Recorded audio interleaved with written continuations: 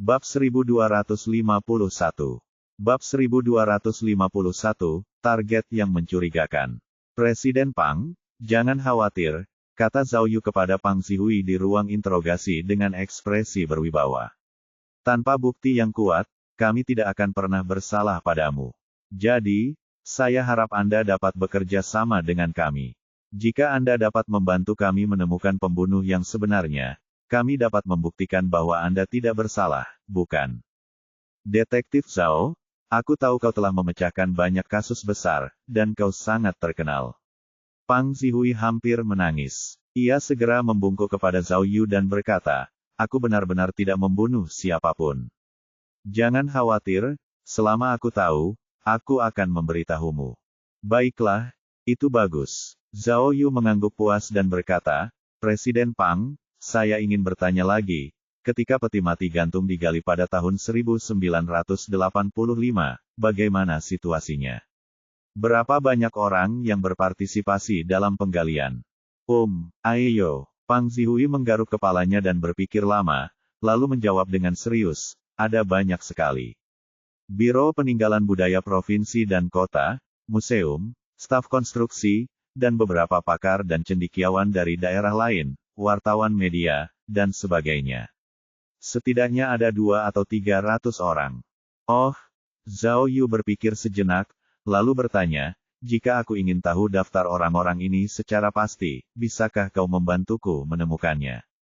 Itu seharusnya tidak mungkin, kan? Pang Zihui berkata, manajemen saat itu tidak seketat sekarang. Sepertinya tidak ada daftar nama. Oh, pangkat kita adalah yang terendah. Jika Anda ingin tahu lebih banyak, saya khawatir Anda harus pergi ke unit provinsi dan bertanya. Namun, dari apa yang saya ketahui, orang yang memulai ini sudah tidak ada lagi. Tidak masalah, ini bukan inti permasalahannya. Zhao Yu melambaikan tangannya dan bertanya lagi, saya hanya ingin tahu, apakah kamu masih ingat orang-orang dari unit tingkat kabupatenmu yang berpartisipasi? Yah, saat itu umurku baru 20 tahunan, jawab Pang Zihui. Aku hampir tidak ingat beberapa orang dari kesatuanku, tapi aku tidak bisa mengingat mereka dari kesatuan lain. Baiklah, kata Zhao Yu, nanti, tuliskan semua orang yang kau ingat. Semakin rinci, semakin baik. Oh, oke, baiklah. Pang Zihui adalah orang yang bijaksana. Dia tidak dapat menahan diri untuk bertanya, Detektif Zhao, mengapa saya mendengar bahwa pembunuhnya ada di tim ekspedisi itu? Benar, Zhao Yu mengangguk dan berkata terus terang, jika kita mengecualikan bekas-bekas congkelan baru pada peti mati yang digantung, jejak lama pada 7 peti mati itu persis sama. Ini berarti bahwa orang yang meletakkan mayat perempuan nomor 7 kemungkinan besar telah menggunakan ekspedisi ilmiah itu. Akeong novel bin et Akeong. Tapi Detektif Zhao, semua hal lainnya mudah dijelaskan, tapi kami adalah peneliti ilmiah. Bagaimana mungkin mayat itu tidak membusuk? Jika mayat itu ditempatkan pada tahun 1985, apakah mayat itu masih terlihat sebagus tahun 1933? Pang Zihui masih menolak untuk mempercayainya. Kau tidak perlu khawatir tentang ini, kata Zhao Yu. Itu karena mayatnya belum membusuk sehingga penilaianku sebelumnya menjadi hancur. Jadi, kau hanya perlu membantuku mengingat apakah ada orang mencurigakan di tim ekspedisi yang menggali peti mati gantung itu. Orang-orang yang mencurigakan. Baiklah. Pang Zihui mulai mengingat dengan saksama. Lokasi penggalian sangat sepi, terutama ketika orang-orang menemukan bahwa 7 peti mati gantung semuanya kosong. Banyak orang yang meninggalkan tempat itu. Saat itu, dia menggaruk kepalanya dan mencoba mengingat. Kami melakukan beberapa pekerjaan pengumpulan sederhana, dan kemudian kami menutup peti matinya. Ya, saya samar-samar ingat ketika kami sedang menutup peti jenazah, semua orang dari unit provinsi dan kota Matya pergi, hanya menyisakan beberapa staf dari unit kabupaten dan beberapa pekerja konstruksi. Jika memang ada masalah, itu hanya bisa muncul dari orang-orang ini. Jadi kamu setidaknya ada di sana ketika peti mati itu ditutup? Tanya Zhao Yu. Ya, ini catatan yang bagus. Pang Zihui berkata, Saya bahkan turun untuk membantu secara pribadi. Yah, hanya saja, peti mati gantung nomor 7 sepertinya tidak tertutup olehku, tetapi setiap kali peti mati ditutup, seseorang akan membuat rekaman. Seharusnya tidak mungkin seseorang mengutak-atiknya di depan begitu banyak orang, kan? Jika seseorang mengambil kesempatan untuk meletakkan jenazah di peti mati gantung nomor 7, mereka pasti tidak akan melakukannya pada siang hari, Zhao Yu menganalisis. Mereka hanya bisa melakukannya pada malam hari. Selain itu, dia hanya bisa melakukannya setelah peti mati ditutup. Presiden Pang, apakah Anda masih ingat bahwa setelah peti mati ditutup, perancah dan kereta gantung segera dilepas? Aiyo. Ketika Zhao Yu menyebutkan hal ini, Pang Zihui tiba-tiba menegakkan lehernya seperti ayam jago aduan, matanya terbuka lebar saat dia berkata, Petugas Zhao. Saya pikir saya tahu siapa tersangka, Ran. Oh, siapa itu? Zhao Yu terkejut, tetapi polisi lainnya juga sangat bersemangat. Jangan bilang kalau itu bocah nakal Jiang Yong. Setelah Pang Zihui selesai menjelaskan, dia tiba-tiba menundukkan kepalanya. Jiang Yong, siapa orang ini? Tanya Zhao Yu. Dia adalah saudaraku. Kami semua adalah keturunan keluarga Pang. Pang Zihui menjelaskan, ketika peti mati gantung digali, beberapa pekerja konstruksi yang berpengalaman dibutuhkan, dan Jiang Yong adalah salah satunya.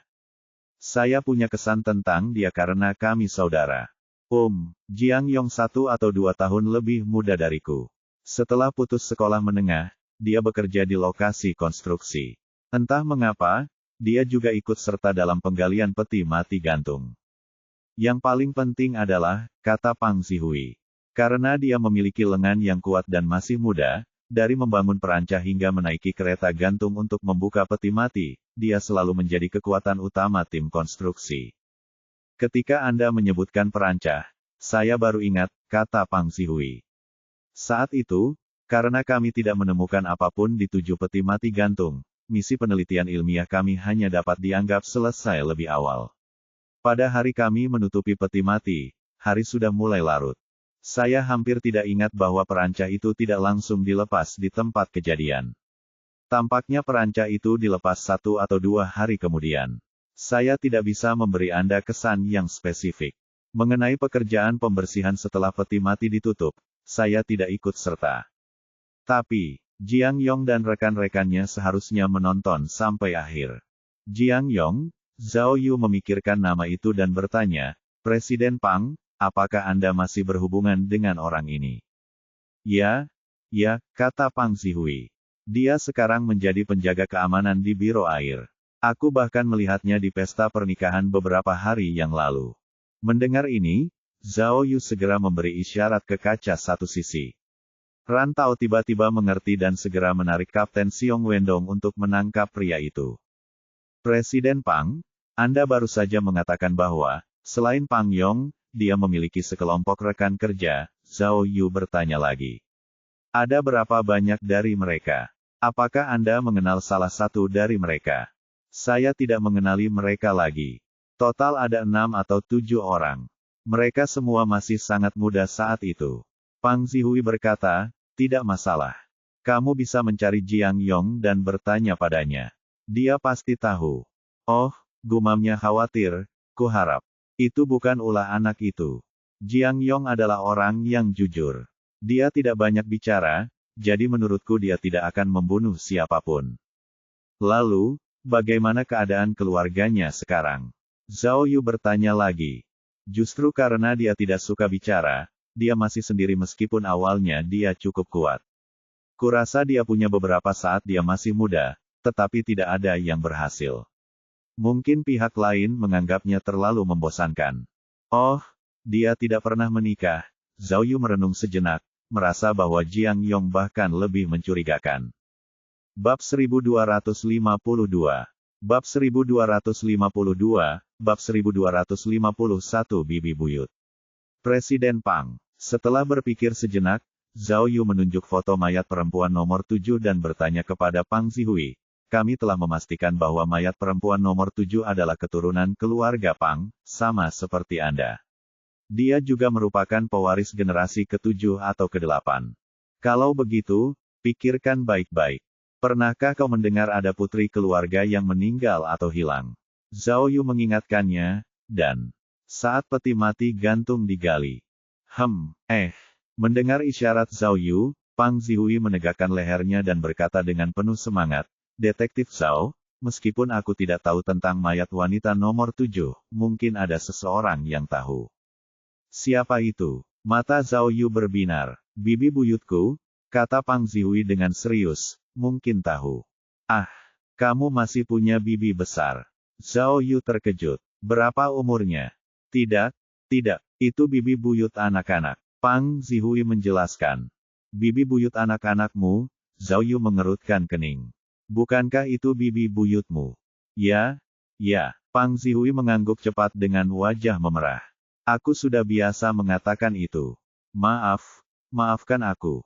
Ketika bibi tertua saya masih muda, dialah yang bertanggung jawab atas keluarga. Kemudian, dia bahkan menjadi seorang pencari jodoh. Orang-orang memberinya julukan, sedikit berpengetahuan luas. Oh, tidak, dia sok tahu. Dia tahu seluk-beluk dunia di dalam dan di luar klan seperti punggung tangannya. Pak Polisi, dia sedang melakukan olahraga pagi pada jam segini. Pang Zihui melihat arlojinya dan mengingatkannya, kenapa saya tidak meneleponnya dan bertanya saja. Mendengar ini, Zhao Yu langsung mengangguk. Wu Xiumin segera mengambil ponsel Pang Zihui. Panggilan telepon itu berlangsung dengan sangat lancar. Agar semua orang dapat mendengarkan dengan saksama, Pang Zihui bahkan menyalakan pengeras suara. Bibi, apakah Bibi sudah melakukan olahraga pagi? Tanya Pang Zihui melalui telepon, ada sesuatu yang perlu saya bantu. Coba ingat-ingat apakah ada anak perempuan di keluarga kita yang meninggal atau hilang pada tahun 1980-an. Kenapa kamu menanyakan ini? Wanita tua itu tidak tahu apa yang sedang terjadi. Dia bergumam, saya sedang mempelajari posisi baru hari ini. Tinju Taiji. Pang Zihui dengan cepat menjelaskan kepada orang banyak, lalu bertanya dengan keras, neneknya. Ini masalah yang sangat mendesak dan penting. Pikirkan baik-baik, sekitar tahun 1985. Itu adalah seorang gadis berusia 16 atau 17 tahun. Oh, sekitar tahun 1985, wanita tua itu berpikir sejenak dan berkata, Anda tidak sedang membicarakan Putri Pang Liuzi, kan? Pang Erliuzi, semua orang terdiam. Saat itulah Putri Pang Erliuzi diculik. Usianya sekitar 16 atau 17 tahun. Wanita tua itu berkata dengan serius, bukankah dia baru mendapatkannya kembali setelah dia muncul di program pencarian TV pusat? Dia melahirkan 4 anak untuk orang lain dan dia sudah. Kau tidak menonton episode itu? Ayo, aku menangis saat menontonnya. Tidak. Wajah Pang Zihui dipenuhi keringat. Yang saya tanyakan belum ditemukan. Dia adalah generasi ke-7 atau ke-8 dari keluarga Pang kami, seorang gadis berusia 16 atau 17 tahun. Dia hilang atau meninggal karena kekerasan pada tahun 1985. Bagaimana? Apakah Anda punya kesan tentangnya? Yah, jauh sekali, aku harus memikirkannya. Wanita tua itu mengingat sejenak dan berkata, sepertinya aku pernah mendengar hal seperti itu sebelumnya. Tapi aku tidak ingat persis siapa keluarganya. Akeong novel bin et Akeong. Bagaimana dengan ini? Pamanmu ada di kamar mandi, kata wanita tua itu. Ketika dia kembali, aku akan bertanya padanya. Tunggu sebentar, jangan tutup teleponnya. Pamanmu sudah kembali. Mendengarkan kebisingan di telepon, semua orang yang hadir tidak dapat menahan perasaan sedikit malu. Suara itu berlangsung selama puluhan detik sebelum suara wanita tua itu keluar lagi. Benar sekali, pamanmu memang yang terbaik. Pang kecil, jangan bilang. Benar-benar ada hal seperti itu. Wanita tua itu membetulkan dirinya dan berkata dengan keras, pada tahun 1985, memang ada seorang gadis yang hilang di keluarga Bian. Usianya hampir sama dengan yang kamu katakan. Benar, umurku sudah 17 tahun. Kata seorang lelaki di telepon, jelas paman Pang Zihui. Oh, keluarga Bian. Pang Zihui mengerutkan kening. Benar sekali, mereka berasal dari garis keturunan leluhur keduamu, wanita tua itu menjelaskan. Karena mereka tidak memiliki anak laki-laki, mereka mengganti nama keluarga mereka. Salah satu dari mereka bermarga Ni, dan yang lainnya bermarga Jiang. Namun, mereka tetap merupakan anggota sejati keluarga Pang. Ah, mendengar ini, semua orang tidak bisa menahan diri untuk tidak tercengang. Jiang Yong yang baru saja disebutkan oleh Pang Zihui adalah anggota keluarga Pang dengan nama keluarga Jiang. Mungkinkah benar? Pabrik itu cukup jauh dari keluarga kita, tapi pada tahun 1980-an. Wanita tua itu melanjutkan, beberapa saudara laki-laki dari keluarga Bian bekerja di pabrik yang sama dengan pamanmu, jadi pamanmu mendengar tentang ini. Ya, putra ketiga dari keluarga Bian bernama Ni Guoxing, pamannya menambahkan. Dia putri mereka. Dia menghilang pada tahun 1980-an. Ah! Hari Nasional. Pang Zihui menggaruk kepalanya dan mengingat, saya belum pernah mendengarnya. Paman ipar, bisakah Anda menjelaskannya lebih spesifik? Coba kupikirkan. Pamannya mengingat sejenak dan berkata, Hao Guoxing memiliki seorang putra dan seorang putri. Putrinya hilang saat berusia 17 tahun. Dia menghilang dalam perjalanan pulang dari sekolah. Saat itu, keluarga Bian mengerahkan para pekerja pabrik untuk mencari di seluruh pegunungan dan dataran. Saya juga membantu mencari. Namun, mereka menghilang tanpa jejak, hidup atau mati. Kenapa? Kenapa kamu tidak menelepon polisi? Tanya Pang Zihui. Panggil polisi. Ya, kata pamannya. Polisi juga berusaha membantu, tetapi pada akhirnya tidak ada hasil. Lalu, apa yang terjadi setelah itu? Pang Zihui bertanya dengan cemas. Jangan seperti putri Pang Liuzi dan ditemukan lagi. Tidak, mungkin tidak.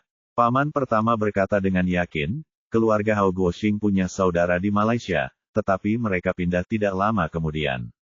Meskipun kami kehilangan kontak, kami tidak pernah mendengar kabar tentang putrinya yang ditemukan. Sementara paman Pang Zihui masih berbicara di telepon, Zheng Ke yang berada di ruang pemantauan sudah memasuki sistem melalui komputer dan mulai mencari informasi yang relevan. Lalu, siapa nama anaknya? Apakah kamu masih ingat? Pang Zihui bertanya lagi, juga, apakah kamu masih ingat waktu spesifik hilangnya dia? Tidak, ada lebih dari 1.000 orang di pabrik saat itu.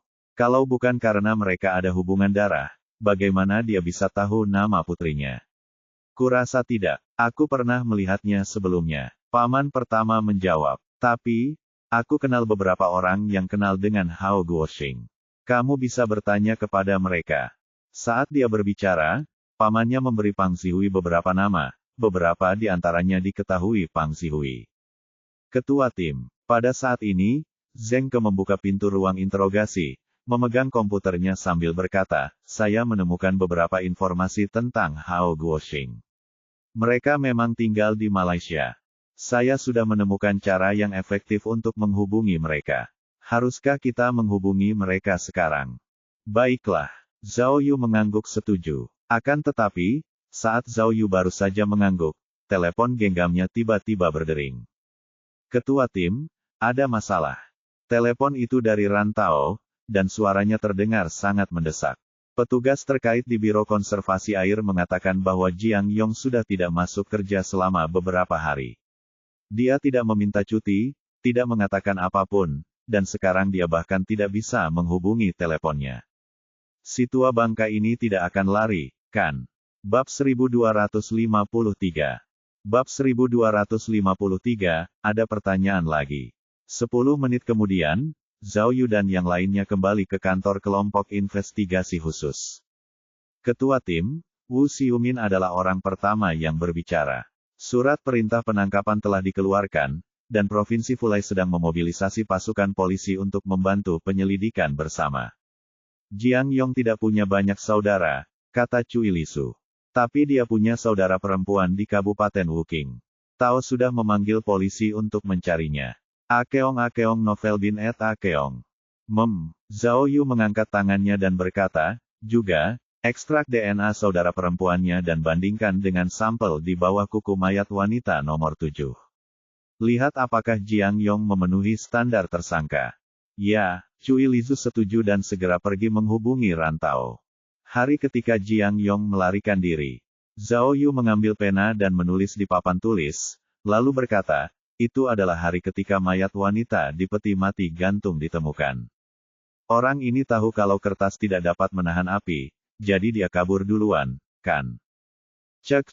Zhao Yu melihat informasi yang telah ditulisnya dan berkata, orang ini tidak meminta cuti dari atasannya, tetapi meninggalkan jabatannya tanpa izin. Dia tidak mengangkat teleponnya, yang berarti dia tidak hanya melarikan diri, tetapi bersiap untuk melarikan diri untuk waktu yang lama.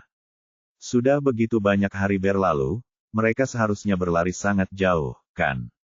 Tapi, kata Zhao Yu, menunjukkan ekspresi lega.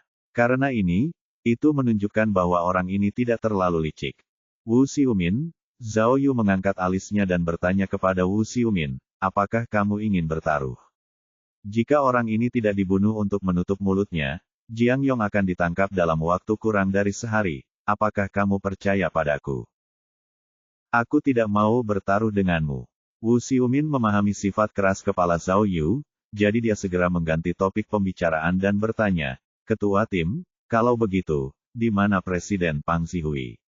Bukankah kita harus membebaskannya? Tidak. Zhao Yu menolak dengan tegas. Tidak mudah untuk mengajukan surat perintah penangkapan. Mari kita tangkap dia malam ini. Aku masih punya sesuatu untuk dibicarakan dengannya. Tidak mungkin. Apakah menurutmu ada yang salah dengan Presiden? Pada saat ini, Cui Lizu, yang baru saja menyelesaikan panggilan teleponnya, kembali dan mendengar percakapan Zhao Yu. Aku tidak tahu, kata Zhao Yu. Aku sudah melihat video penggalian peti mati gantung. Aku tidak tahu mengapa, tetapi aku hanya merasa bahwa lelaki tua itu tidak terlalu jujur. Baiklah, kami akan melakukan apa yang kamu katakan. Wu Xiumin melambaikan tangannya dan berkata, aku akan memeriksa lokasi ponsel Jiang Yong dan informasi kartu banknya. Ketua tim. Begitu Wu Xiumin pergi, Zheng Ke, yang sedang memegang komputer, bergegas masuk dan berteriak dengan penuh semangat, bibi buyutnya benar-benar hebat. Dia benar, mayat perempuan nomor 7 adalah putri yang hilang saat Hao Guoxing menghilang. Hah, Zhao Yu dan Cui Lizu tercengang. Zhao Yu segera bertanya, jadi, identitas mayat wanita nomor 7 sudah dikonfirmasi. Ya, benar. Zheng Ke menyalakan komputernya dan berkata, saya baru saja menghubungi kerabat Hao Guoxing. Sayangnya, Hao Guoxing dan istrinya sudah lama meninggal karena sakit. Namun, kerabat kami membenarkan apa yang dikatakan bibi dan paman Pang Zihui. Ketika Hao Guoxing berada di Kabupaten Wuqing, putrinya memang menghilang secara misterius. Keluarganya sudah lama mencari dan bahkan sudah melapor ke polisi, tapi mereka masih saja hilang. Setelah itu, mereka bahkan mengirimi saya foto lama. Sambil berbicara, Zheng Ke meletakkan layar komputer di depan semua orang. Di layar itu ada foto keluarga. Di sini, Zheng Ke memperbesar salah satu foto profil gadis itu, dan semua orang mengenalinya. Gadis itu tampak persis seperti mayat wanita nomor 7. Namanya Bian Ruxin, jelas Zheng Ke. Dia menghilang pada tanggal 17 Oktober tahun 1985. Karena rumahnya sangat dekat dengan sekolah, dia pulang sendiri setelah sesi belajar mandiri di malam hari. Namun sepulang sekolah hari itu, tidak ada jejak Bian Ruxin. Polisi menggeledah sekolah dan sekitar rumahnya, tetapi mereka tidak dapat menemukan petunjuk apapun. Bian Ruxin, tanggal 17 Oktober. Zhao Yu mengulanginya, lalu bertanya, baru saja, Pang Zihui mengatakan bahwa peti mati gantung akan ditutup. Kapan lagi? Benar, Cui Lizu cepat-cepat berkata, aku ingat. Sekarang juga bulan Oktober, kan? Zhao Yu tidak mengatakan apa-apa, tetapi menunjuk ke pintu depan kantor. Cui Lizu mengerti apa yang dimaksudnya dan berlari ke pintu. Tidak masalah. Saya akan segera bertanya kepada Presiden Pang. Ketua tim, setelah Cui Lizu pergi, Zheng Ke melanjutkan, meskipun kasusnya dilaporkan, karena sudah lama sekali, dan anggota keluarganya pergi ke luar negeri, mereka tidak menindaklanjutinya tepat waktu, jadi kami tidak membandingkannya dengan informasi Bian Ruxin. Ngomong-ngomong, mereka sudah mengirimkan informasi terperinci, kata Zengke. Sekolah dan rumah Bian Ruxin tidak terlalu jauh dari peti mati gantung 7 bintang, hanya berjarak 2 atau 3 kilometer. Malam itu, apakah mereka kenal Jiang Yong? Tanya Zhao Yu. Tidak, jawab Zengke. Sepupu Hao Guoxing mengatakan kepadaku bahwa mereka sudah terlalu lama berada di Malaysia dan telah melupakan banyak hal tentang kampung halaman mereka. Mereka hanya tahu bahwa klan Jiang dan klan Bian memiliki garis keturunan yang sama dan memiliki hubungan darah yang dekat. Kedua klan tersebut tidak pernah menikah. Benar sekali. Zhao Yu tiba-tiba teringat sesuatu dan bertanya, Jiang Yong. Di mana Jiang Yong tinggal? Coba kulihat. Zengke menyalakan komputernya dan mencari, dan segera menemukan jawabannya. Ya, itu juga sangat dekat dengan rumah Bian Ruxin. Begitu, kata Zhao Yu.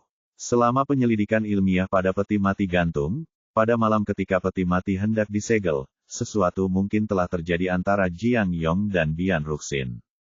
Benar, kata Zengke, sekarang tampaknya kita hanya perlu menangkap Jiang Yong, dan masalahnya akan terpecahkan sepenuhnya, kan? Fiuh, begitu Zengke selesai berbicara, Wu Xiumin masuk dari luar pintu.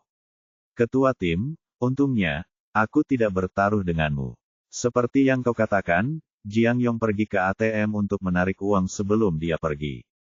Polisi mengikuti video tersebut dan menemukan bahwa ia membeli kartu SIM dari toko ponsel. Sekarang, mereka pada dasarnya telah mengunci arah tersebut. Hanya masalah waktu sebelum mereka menangkapnya.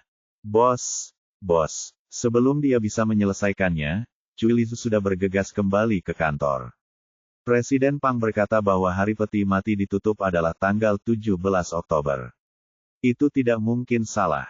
Baiklah. Zhao Yu segera menjentikkan jarinya dan berkata kepada Zengke, Zeng, cepat panggil Rantau. Bukankah dia pergi menemui adik Jiang Yong? Kalau begitu, biarkan adik Jiang Yong melihat foto Bian Ruxin dan lihat apakah dia tahu sesuatu. Baiklah. Zengke segera melakukan apa yang diperintahkan, dan tak lama kemudian sebuah balasan datang, melaporkan, saudara tahu bertanya, dan saudara perempuan Jiang Yong memang mengenal Bian Ruxin. Dia juga mengatakan bahwa ketika dia masih muda, karena mereka tinggal berdekatan, Jiang Yong pernah mengejar Bian Ruxin. Tapi karena suatu alasan, Bian Ruxin tiba-tiba menghilang. Oke, Cui Lizu bertepuk tangan dengan gembira. Masalahnya sangat jelas. Pada malam yang gelap dan berangin saat penyelidikan ilmiah peti mati gantung, Jiang Yong bertemu Bian Ruxin dalam perjalanan pulang. Kemudian, dia punya ide, memperkosa dan membunuh Bian Ruxin. Lalu, dalam kepanikannya, dia muncul dengan ide aneh. Karena perancah pada peti mati gantung belum dilepas, dan dia tahu cara membuka peti mati, dia mungkin juga menyembunyikan mayat-mayat di dalam peti mati. Karena orang-orang sudah tahu kalau tidak ada apa-apa di dalam peti mati gantung itu, bukankah akan sangat aman untuk menyembunyikan mayat-mayat itu di sana, dan tidak akan ada seorang pun yang tahu. Itulah sebabnya kami melihat mayat perempuan di peti mati gantung nomor 7 hari ini. Dada, bukankah ini mengasyikkan? Jangan tepuk tangan, jangan tepuk tangan. Ham. Melihat Cui Lizu yang sedang bersenang-senang, Zhao Yu tersenyum dan menoleh ke Zengke. Zengke, karena kita sudah punya petunjuk tentang tubuh wanita nomor 7, akhirnya aku punya waktu untuk melakukan hal berikutnya. Zhao Yu melingkarkan lengannya di bahu Zengke dan berkata dengan misterius, apakah kamu ingat orang yang memasang tiang listrik di tebing itu? Sekarang, bantu aku menyelidiki Yingluo. Bab 1254. Bab 1254, Bab 1253 bukan Yingluo. Orang itu memang dari perusahaan kota. Namanya Zhang Lai, dari kota Huishui, Kabupaten Wuqing. Zengke melapor kepada Zhao Yu sambil mencari informasi. Bos, Cui Lizu bingung, apa maksudmu? Tersangka sudah ditemukan, mengapa kau mengarahkan senjatamu ke target lain? Apa yang salah dengan orang yang memasang tiang itu? Zhao Yu tersenyum dan berkata dengan bangga, sebagai detektif terkenal, aku tidak bisa melepaskan satu pun titik yang mencurigakan. Karena aku tidak menemukan sesuatu yang mencurigakan dari Pang Zihui, mari kita lihat apakah ada yang salah dengan orang ini. Oh, pada akhirnya, kau masih merasa bahwa penemuan peti mati gantung itu agak terlalu kebetulan, bukan? Cui Lizu mengerti apa yang dimaksud Zhao Yu dan mengangguk. Yah, tidak apa-apa jika itu terjadi lebih awal atau lebih lambat, tetapi Lin Chengye dan yang lainnya mengungkapkannya pada saat yang paling kritis. Itu memang agak tidak masuk akal. Zheng Ke, kata Zhao Yu. Kamu harus menyelidiki informasi pribadi Zhang Lai dan melihat apakah dia punya hubungan dengan orang-orang yang terlibat dalam kasus peti mati gantung. Terutama, Ketua Lin Chaofeng itu. Tidak mungkin, apakah kamu masih mencurigai Lin Chaofeng? Cui Lizu bertanya dengan cepat, itu tidak mungkin. Jika Lin Chaofeng telah mengirim seseorang untuk mengekspos mayat wanita di peti mati gantung, mengapa dia masih tinggal di kedai kopi dan dipukuli? Itu belum tentu, Zhao Yu menggelengkan kepalanya tanda menyangkal. Mungkin Lin Chaofeng baru mengetahui teknik peti mati gantung Lin Chengye, tetapi tidak tahu bahwa Lin Chengye sebenarnya begitu kejam padanya. Ketua tim, tunggu sebentar, tunggu sebentar. Saat mereka sedang berbicara, Zheng Ke tiba-tiba menyela pembicaraan mereka sambil menghadap layar komputer. Zhang Lai ini tidak ada hubungannya dengan keluarga Lin, tapi dia ada hubungan dengan orang ini. Oh, mata Zhao Yu berbinar, dan dia segera melihat ke layar. Di sini, Zheng Ke menunjuk ke pengantar di layar, istri Zhang Lai dan istri Pang Zihui adalah sepupu. Di duniaku, hubungan semacam ini disebut bergandengan tangan, atau bergandengan tangan, atau satu lawan satu dan seterusnya. Namanya bukan Ying Luo. Cui Lizu menggodanya, tetapi ketika melihat ekspresi Zhao Yu, dia langsung terdiam. Itu tidak benar. Wajah Zhao Yu muram, dan dia tampak sangat terkejut. Jika mereka begitu dekat, tidak mungkin mereka berpura-pura tidak saling kenal di tebing dan bahkan berkelahi. Ya, Zheng Ke mengangguk. Meskipun kita bukan saudara ipar, setidaknya kita harus saling mengenal, atau setidaknya punya muka, kan? Apa yang terjadi? Oh, Zhao Yu mengerutkan kening dan berpikir sejenak, lalu tiba-tiba mengerti. Dia berkata kepada orang banyak, jadi, penilaianku tadi salah. Segalanya telah berputar-putar, dan pada akhirnya, itu masih salah Pang Zihui. Orang tua ini benar-benar tahu bagaimana harus bertindak. Cui Lizu menggaruk kepalanya dan bertanya, Bos, bisakah Anda menjelaskannya lebih rinci? Apakah bos sebenarnya dari kasus peti mati gantung itu bukan Lin Chengye, tetapi Presiden Pang? Tanyanya. Namun, berdasarkan situasi saat ini, dia tampaknya tidak memiliki masalah, bukan? Zhao Yu mendengus dingin dan berkata kepada Zheng Ke, bantu aku mencari informasi nanti. Kita bisa mengurangi waktu 24 jam darinya. Tidak akan terlambat untuk mengatakan yang sebenarnya kepadanya ketika buktinya sudah meyakinkan. Kemudian, Zhao Yu memberi Zheng Ke beberapa instruksi, dan Zheng Ke segera pergi. Jam 6 sore, di kantor kelompok investigasi khusus. Zhao Yu sedang berbicara di telepon dengan Miao Ying. Ya, operasi Cui Yiwen berhasil. Meskipun dia belum sadar, menurut laporan dokter, nyawanya seharusnya tidak dalam bahaya lagi. Miao Ying melaporkan situasi di pihak Xiakou. Saya juga mengatur seseorang untuk menyelidiki. Kehidupan pribadi Lin Chaofeng sangat baik, dan dia sangat memperhatikan kebersihan pribadi, jadi penyakit ginekologis tersembunyi yang dideritanya sebelumnya memang diduga sengaja dijebak. Aku mengerti, aku sudah mencatatnya. Nanti, aku akan meminta Kaku untuk menginterogasi Yue Yongnian dan yang lainnya, dan kau akan mengerti.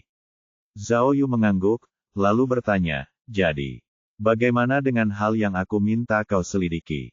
Bagaimana hasilnya? Aku sudah menggunakan semua cara yang aku bisa, baik yang terlihat maupun yang tidak. Miao Ying berkata terus terang, dari situasi saat ini, Lin Chaofeng sama sekali tidak tahu tentang rasa jijik Lin Chengye terhadap peti mati gantung. Saya juga sudah bicara langsung dengannya. Dia bilang meskipun dia tahu kalau kakaknya juga sudah mulai berdoa kepada para dewa dan Buddha, dia tidak pernah menganggapnya serius. Dia juga tidak pernah mendengar kalau Yue Yongnian membantunya mempelajari Feng Shui atau hal-hal semacam itu. Dia berkata bahwa sejak terakhir kali mereka memiliki hubungan yang buruk, dia jarang bertemu Lin Chengye. Mereka biasanya sibuk dengan urusan mereka sendiri, dan bahkan selama tahun baru dan festival lainnya, mereka hanya terburu-buru. Oh, sepertinya, kata Zhao Yu, Lin Chaofeng tidak semisterius yang kukira. Memang, mungkin karena dia sering makan makanan vegetarian dan berdoa kepada Buddha, kata Miao Ying. Melalui kontak dengannya, aku bisa merasakan bahwa dia adalah wanita yang tulus, dan tidak pandai membuat rencana jahat. Dalam beberapa hal, dia bahkan lebih kasar daripada pria. Lagi pula, reaksinya terhadap kasus peti mati gantung itu masih dalam batas normal. Jadi, menurutku dia tidak tahu apa-apa tentang itu. Zhao Yu mengangguk, lalu bertanya, lalu, bagaimana dengan insiden Gunung Huayun? Aku sudah menyelidikinya dan membicarakannya dengan Lin Chaofeng, jawab Miao Ying. Tapi dia tidak tahu apapun selain berita tentang kasus pembantaian keluarga. Oh, baiklah. Sepertinya aku terlalu memikirkannya. Zhao Yu mengangguk. Kalau begitu, kamu tidak perlu tinggal di Xiakou lagi. Cepat kembali. Ya, aku sedang melakukan persiapan. Miao Ying bertanya, oh ya, mari kita bicarakan tentangku. Bagaimana keadaanmu? Sedangkan untuk pihakku, Zhao Yu hendak memberitahu Miao Ying tentang situasi tersebut, tetapi Wu Xiumin tiba-tiba mendorong pintu kantor dan berteriak dengan penuh semangat kepada semua orang. Semuanya, berita terbaru adalah bahwa Jiang Yong telah ditangkap di Yuesu. Dia ditangkap di sebuah wisma tamu. Oh, secepat itu. Zhao Yu segera meletakkan teleponnya dan mendesak, cepatlah, apa yang dikatakan orang itu? Wu Xiumin mengangguk dengan keras. Jiang Yong telah mengakui semuanya. Dia memang membunuh mayat wanita nomor 7, Bian Ruxin, dan menaruhnya di peti mati gantung. Dia telah mengakui kejahatannya. Indah sekali. Zhao Yu menjentikkan jarinya dan menyalakan pengeras suara, sehingga Miao Ying dapat mendengar kabar baik itu. Hampir sama persis dengan apa yang dikatakan Cui. Wu Xiumin menjelaskan, 33 tahun yang lalu, Jiang Yong memang sangat mencintai Bian Ruxin. Dia pernah mengejarnya, tetapi ditolak olehnya. Pertama, Bian Ruxin masih di sekolah menengah. Kedua, Bian Ruxin cantik dan berbudaya, jadi wajar saja dia memandang rendah Jiang Yong yang seperti orang desa. Pada malam kecelakaan, karena pekerjaan penutup peti mati dari peti mati gantung 7 bintang belum selesai, Jiang Yong dan anggota tim konstruksi lainnya sedang menjaga peralatan di tebing. Namun, Jiang Yong tahu bahwa Bian Ruxin akan segera menyelesaikan belajar mandiri di malam hari, jadi dia menggunakan alasan untuk pulang ke rumah untuk mengambil sesuatu, lalu mengendarai sepeda roda 3 milik tim konstruksi ke sekolah, ingin diam-diam melihat Bian Ruxin, Akeong novel bin et Akeong. Awalnya, Bian Ruxin akan pulang bersama beberapa teman sekelasnya, tetapi kebetulan hari itu dia sedang diare, jadi dia pulang agak larut dan sendirian. Jiang Yong melihat peluang besar ini, jadi dia mengayuh sepedanya untuk mengejar Bian Ruxin, ingin mengantarnya pulang. Namun, Bian Ruxin sangat membenci Jiang Yong. Dia tidak hanya menolak naik bus, tetapi dia juga mengatakan banyak hal buruk. Wu Xiumin melanjutkan, pada akhirnya, dalam kemarahannya, Jiang Yong dengan kasar menyeret Bian Ruxin ke hutan dan memperkosanya. Kemudian, karena dia khawatir Bian Ruxin akan memanggil polisi, dia dengan kejam mencekiknya hingga mati. Bab 1255. Bab 1255, Bab 1254 mungkin bukan, mata surga. Setelah membunuhnya, Jiang Yong menyesalinya. Wu Xiumin melanjutkan, dia tahu bahwa dia tidak bisa membiarkan siapapun menemukan mayatnya. Jika mereka menemukannya, polisi akan segera dapat melacaknya kembali. Jadi, dia ingin mencari tempat yang aman untuk menguburkan jenazahnya. Namun, jika mereka menggali lubang untuk menguburkan jenazah, itu akan memakan waktu lama. Selain itu, sekolah itu sangat dekat dengan rumah Bian Ruxin. Bahkan jika mereka dapat menemukan tempat pemakaman yang cocok, akan mudah untuk terbongkar saat polisi menyelidikinya. Jadi, dia ingin mengikat mayat itu ke sebuah batu dan melemparkannya ke Sungai Pasir Putih. Tapi kalau dipikir-pikir lagi, itu juga tidak akan berhasil. Dia tahu bahwa Sungai Pasir Putih tidak terlalu dalam. Jika kapal-kapal itu datang dan pergi, tidak akan butuh waktu lama bagi mereka untuk ditemukan. Juga, ketika polisi menyelidiki, mereka mungkin juga pergi ke sana untuk mencoba menyelamatkannya. Setelah berpikir lama, akhirnya dia menemukan ide yang sangat berani, yaitu memasukkan mayat-mayat ke dalam peti mati gantung. Suara Wu Xiumin penuh dengan emosi, dan semua orang menahan napas saat mendengarkan. Saat itu, perancah dan kereta gantung masih berada di tebing. Dia telah menguasai keterampilan membuka dan menutup peti mati dan yakin bahwa dia dapat melakukannya sendiri dengan mudah. Lagi pula, dia tahu betul bahwa, karena para arkeolog telah memastikan tidak ada apapun di dalam 7 peti mati gantung bintang, dia takut mereka tidak akan pernah membukanya lagi setelah waktu ini. Namun, Jiang Yong masih berhati-hati. Setelah mengambil keputusan, dia tidak terburu-buru membawa jasad Bian Ruxin kembali ke tebing, tetapi pertama-tama menyembunyikan jasadnya di atas sepeda roda 3, menutupinya dengan kain, lalu pulang lebih dulu. Alasan mengapa dia melakukan itu adalah karena dia ingin meninggalkan bukti yang sesuai dengan pengakuannya. Setidaknya, keluarganya dapat membuktikan bahwa dia memang pulang untuk mengambil sesuatu dan bahwa dia tidak berbohong kepada rekan-rekannya. Juga, Wu Xiumin menatap ke arah kerumunan dan berkata, tidak ada catatan dalam informasi kami bahwa keluarga Jiang Yong dulunya menjalankan toko perkakas pemakaman. Jiang Yong tahu beberapa aturan pemakaman. Dia merasa telah menyebabkan kematian Bian Ruxin dan merasa sangat kasihan padanya, jadi dia mengambil satu set kain kafan dari rumah dan menggunakannya untuk mengganti pakaian Bian Ruxin. Zhao Yu tidak dapat menahan diri untuk tidak mencibir dan menyela, apa maksudmu bersalah? Dia mengganti pakaian almarhum dengan pakaian pemakaman, dan bahkan melepaskan sepatu dan kaus kakinya, hanya karena dia takut mayatnya akan ditemukan bertahun-tahun kemudian. Saat itu, mayatnya sudah terlalu busuk untuk dikenali. Dia khawatir polisi akan mengetahuinya dari pakaiannya. Baiklah, Wu Xiumin tidak menyangkalnya, tetapi melanjutkan, lalu, Jiang Yong dengan berani membawa mayat itu ke tebing dengan sepeda roda 3. Saat itu ada salah seorang rekannya di atas tebing, maka dengan kata-kata yang cerdik ia membujuk rekannya itu agar pulang dan beristirahat, dan bersikeras untuk berjaga pada shift malam seorang diri.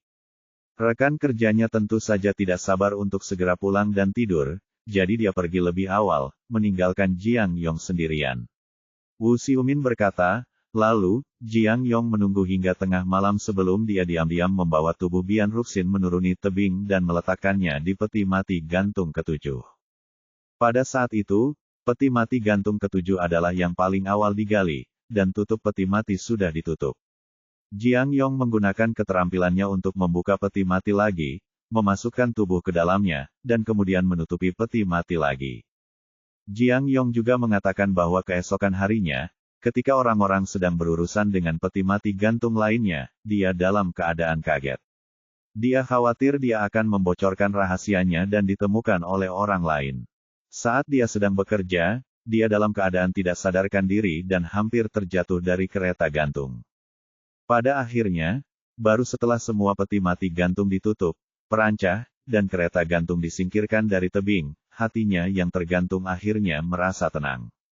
Betapa menjijikkannya, terlalu jahat. Cui Lizu bertanya dengan marah, Kakak Wu, ketika polisi menyelidiki hilangnya Bian Ruxin, bukankah mereka mencarinya untuk mengajukan pertanyaan? Aku tidak tahu tentang itu.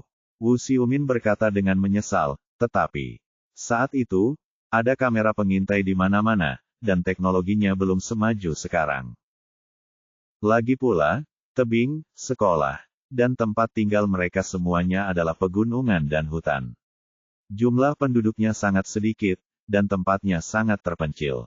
Ditambah lagi, kejahatan itu terjadi larut malam, jadi tingkat kesulitan penyelidikannya masih sangat tinggi. Benar, kata Zheng Ke, yang paling luar biasa adalah, siapa yang mengira pembunuhnya akan menyembunyikan mayat-mayat di peti mati gantung. Tidak dapat menemukan mayatnya juga merupakan masalah besar bagi polisi. Menurut pengakuan Jiang Yong, Wu Xiumin melanjutkan, setelah membunuh dan menyembunyikan mayat-mayat itu, Jiang Yong sendiri juga cukup trauma. Sejak saat itu, ia tidak berani lagi berbicara dengan wanita, dan kepribadiannya menjadi semakin tertutup. Jadi, ia tidak memulai sebuah keluarga, dan hidup sendiri selama sisa hidupnya. Dia juga mengatakan bahwa selama ini, dia sering dihantui mimpi buruk. Ketika keadaannya semakin parah, dia bahkan tidak berani tidur di malam hari, jadi dia terus-menerus menderita. Dia pantas mendapatkannya, tegur Cui Lizu, ini namanya, kamu pantas mati karena dosamu sendiri. Untungnya, surga telah membuka peti mati gantung itu. Kalau tidak, siapa tahu kapan dia bisa membiarkan Bian Ruxin melihat cahaya matahari lagi. Pikirkanlah, katanya dengan marah, orang tua Bian Ruxin bahkan tidak tahu di mana putri mereka berada sebelum mereka meninggal, sungguh menyedihkan. Qiang Jian membunuh orang dan bahkan menyembunyikan mayatnya di peti mati gantung. Orang seperti ini terlalu penuh kebencian dan harus mati. Jika kamu tidak melakukan kesalahan apapun, kamu tidak akan takut pada hantu. Zhao Yu juga menghela nafas. Mereka mengatakan bahwa dorongan hati adalah iblis, dan itu benar. Justru karena keputusan impulsif Jiang Yong saat itu yang tidak hanya menghancurkan keluarga Bian Ruxin, tetapi juga kehidupannya yang hebat. Buat apa repot-repot? Bos, kamu menjadi semakin filosofis. Kata Cui Lizu, sayangnya, tidak ada obat untuk penyesalan di dunia ini. Baik atau buruk, setiap orang harus bertanggung jawab atas tindakan mereka sendiri. Tidakkah kamu pikir kamu dapat menutupi semua dosamu hanya dengan menutup peti mati? Zhao Yu mendengus dingin dan berkata, kamu bilang aku berfilsafat. Kamu hanya memuji dirimu sendiri. Namun, Anda baru saja mengatakan bahwa Anda senang seseorang membuka peti mati gantung, tetapi itu tidak berarti bahwa itu adalah berkat Tuhan. Saya bahkan tidak tahu apakah kita harus berterima kasih kepada orang itu atau menghukumnya. Akeong novel bin et Akeong. Orang itu, siapa dia? Cui Lizu mengerutkan kening selama beberapa detik, lalu tiba-tiba teringat sesuatu. Apakah kamu berbicara tentang Presiden Pang? Zhao Yu mengangguk. Pertama-tama dia melihat arlojinya, lalu berkata, baiklah, karena kelompok Yue Yongnian, Bai Lang, Lin Chengye, dan Jiang Yong semuanya telah ditangkap, sekarang saatnya untuk mengungkapkan rahasia kita kepada presiden kita. Jika kita bisa sampai ke akar-akar masalahnya, kasus peti mati gantung ini bisa diselesaikan sepenuhnya. Sambil berbicara, dia mengambil dokumen-dokumen yang telah dia persiapkan sebelumnya dan berjalan menuju pintu. Aku akan pergi berbicara dengannya sekarang. Aku juga akan pergi. Cui Lizu segera mengikutinya. Aku juga ingin melihat trik apa lagi yang dimiliki Presiden Pang ini. Bab 1256. Bab 1256, Bab 1255 karakter minor. Polisi, begitu melihat Zhao Yu masuk ke ruang interogasi, Pang Zihui bertanya dengan cemas, bagaimana? Apakah Anda menangkap Jiang Yong? Apakah dia pembunuhnya? Saya, kapan saya bisa pergi? Hehehe, Zhao Yu tersenyum, lalu menarik kursi dan duduk. Dia berkata kepada Pang Jie, Presiden Pang, jangan bicarakan Jiang Yong untuk saat ini. Saya pikir Anda harus menjelaskan masalah Anda terlebih dahulu. Apa masalahnya? Pang Zihui penasaran. Bukankah aku mengakui semuanya? Aku bersumpah, aku tidak berbohong sepatah kata pun. Tenanglah, Zhao Yu tertawa lagi. Aku tidak mengatakan bahwa kamu berbohong kepada kami, tapi, apakah kamu melewatkan sesuatu yang penting yang tidak kamu ceritakan kepada kami? Baiklah, mendengar ini, wajah Pang Zihui tiba-tiba tenggelam, dan dia bertanya dengan ekspresi yang sangat tidak wajar, apalagi yang tidak kukatakan. Bagaimana mungkin? Ini, Zhao Yu perlahan menyerahkan sebuah foto kepada Pang Zihui dan memperkenalkannya. Nama orang di foto itu adalah Zhang Lai, suami dari sepupu istrimu. Aku tidak tahu kalian menyebut hubungan seperti ini dengan sebutan apa. Ah, saat melihat foto Zhang Lai, Pang Zihui tiba-tiba menjadi putus asa. Kalian berdua adalah saudara, tetapi kalian sengaja bertengkar di tebing dan tidak sengaja menjatuhkan tiang telepon. Tindakan ini benar-benar dilakukan dengan baik. Apakah kalian ingin aku memberimu penghargaan? Zhao Yu menyeringai, memperlihatkan giginya yang putih. Kami telah memastikan bahwa perusahaan kota memang melakukan outsourcing proyek di dekat peti mati gantung, tetapi lokasi konstruksi spesifiknya tidak berada di tebing tempat peti mati gantung 7 bintang berada. Zhang Lai tidak akan sebodoh itu untuk membuat kesalahan di lokasi. Karena itu, dia melakukannya untuk bekerja sama denganmu. Kalian berdua sudah membicarakan hal ini sebelumnya. Sekarang, aku ingin tahu alasannya. Zhao Yu mengetupkan jarinya di atas meja, rahasia apa yang kamu miliki? Ini, wajah Pang Zihui seperti terong beku, dan dia bergumam dengan malu, petugas Zhao, apakah ada kesalahpahaman? Salah paham, kamu masih keras kepala, iya. Zhao Yu berkata dengan tegas, kamu sendiri yang mengakui bahwa kamu adalah mahasiswa terbaik di jurusan fisika saat kuliah. Tebingnya miring ke dalam. Kalaupun tiang listrik yang jatuh, harus diperhitungkan dengan matang agar bisa mengenai peti mati gantung dengan tepat. Saya sudah mengirim seorang ahli untuk menghitung. Zhang Lai tidak sengaja menyentuh sakelar mesin pendorong batang. Posisi saat ia meletakkan tiang telepon adalah posisi terbaik agar tiang telepon dapat mengenai dengan tepat tanpa merusak peti mati gantung No. 5. Ini tidak bisa dijelaskan sebagai suatu kebetulan lagi, kan? Yah, wajah Pang Zihui malu, dan matanya gugup. Dan, Zhao Yu melanjutkan, saya telah melihat video peti mati gantung yang sedang digali. Anda adalah Presiden Asosiasi Peninggalan Budaya. Ketika Anda melihat mayat wanita di peti mati gantung, Anda seharusnya terkejut, heran, tidak percaya, atau bahkan takut, bukan? Tapi kamu, dia tenang sepanjang waktu, melihat ke sana kemari, dan bahkan menunjukkan ekspresi puas diri. Itu membuatku merasa bahwa kamu sudah siap secara mental dan tahu apa yang akan ada di peti mati gantung. Akeong novel bin et akeong. Ini, Pang Zihui masih tergagap. Masih tidak mau memberitahuku. Zhao Yu melanjutkan, apakah kamu akan puas jika aku menandatangani surat perintah penangkapan dan menangkap Zhang Lai untuk diadili bersamamu? Jangan.